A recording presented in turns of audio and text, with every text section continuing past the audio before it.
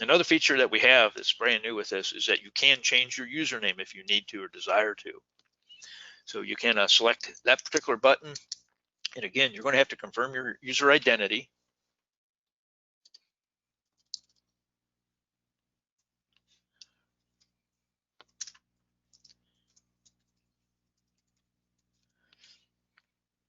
Select continue.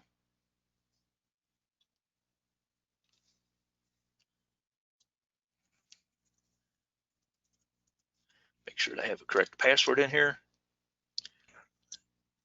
And I may have,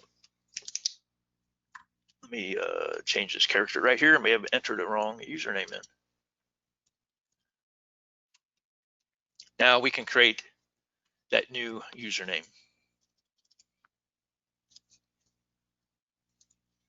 It's going to be different than the one we had in before. Remember, our username requirements do apply to this. And we'll continue that. And in this particular case, I have updated my username. In this particular case, what I need to do is to remember that. I recommend you use a password logger that you can store that data in, that also is password protected, so no one else can get into your data that way.